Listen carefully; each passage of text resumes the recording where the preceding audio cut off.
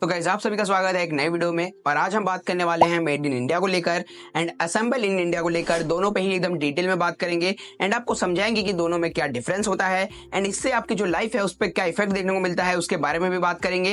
तो वीडियो के एंड तक बने रहिएगा। चैनल पे नए हैं तो फॉलो सब्सक्राइब कीजिए। चलिए शुरू करते हैं। तो गाइस सबसे पहले हम बात कर लेते हैं मेड इन इंडिया को लेकर कि मेड इन इंडिया किस तरीके से कंसिडर्ड किया जाता है।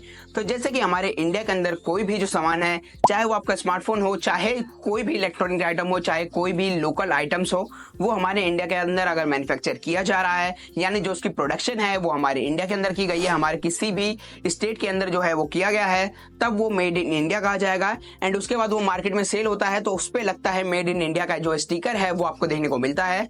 एंड अब बात करते हैं हमारा असेंबल इन इंडिया को लेकर कि असेंबल इन इंडिया किस तरीके से माना जाता है। तो जैसे कि आप सभी को पता है कि जो अभी आजकल के पार्ट्स हैं, जितने भी पार्ट्स हो, चाहे स्मार्टफोन्स के पार्ट्स हो या जो आपके जितने भी जो इलेक्ट्रॉनिक्स पार्ट्स हैं, वो चाइना हमारे इंडिया के अंदर जो है उसे इंपोर्ट करता है।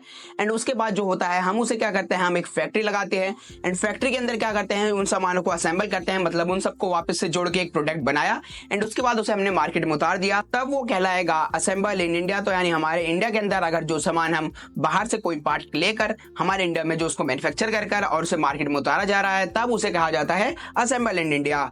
एंड अब बात कर लेते हैं कि दोनों से हमारे इंडिया पे क्या इफेक्ट पड़ता है। तो पहले हम बात करते हैं मेड इन इंडिया को लेकर। तो जैसे कि हमारे इंडिया के अंदर जो मेड इन इंडिया जो सामान है वो अगर मैन्युफैक्चर होना स्टार्ट हो जाएंगे तो उसके अंदर हमें बहुत ज्यादा जो फायदा है वो देखने को मिल जाएगा। जैसे कि अभी आज की जनरेशन है वो ज्यादातर अनएम्प्लॉयड है, तो उनको भी कहीं ना कहीं जो रोजगार है वो देखने को मिलेगा। एंड जो सेकंड चीज क्या होगी, जो हमारा इंडिया है अगर वो खुद ही से प्रोडक्शन करेगा तो जो उसके ऊपर जो टैक्सेस हैं, जो बाहर से आने वाले जो सामान है उस पर जो टैक्सेस लग के जो उनका रेट होता है वो काफी हाई पहुंच जाता है, तो वो आपको नहीं देखने को मिलेगा। यानी जो सामान है वो आपको थोड़े से सस्ते देखने को मिल जाएंगे। तो ये दो इसके जो फायदे हैं वो आपको देखने को मिल जाते हैं। एंड अब बात करते हैं असेंबल इन इंडिया को लेकर कि इससे हमारी लाइफ पे क्या इफेक्ट पड़ेगा। तो जो मेन इफेक्ट पड़ेगा गाइस वो ये पड़ेगा कि जैसे कि अगर जो सामान है अगर वो बाहर से लाया जाता है तो हमारे इंडिया के अंदर उसको टैक्स भी देना पड़ेगा एंड उसके बाद वो वैसे ही महंगा हो जाता है। एंड उसके बाद आप उसे प्रोडक्शन में लगाएंगे, अगर उसे आप एक तरीके से प्रोडक्ट बनाएंगे तो आप अपना उसमें मार्जिन भी ऐड करेंगे, जिस वजह से जो प्रोडक्ट का दाम है वो काफी ज्यादा पहुंच जाएगा। तो जो मेन इफेक्ट पड़ेगा आपकी लाइफ पे गाइस यही पड़ेगा कि जो सामान होगा वो आपको थोड़ा महंगा पड़ सकता है।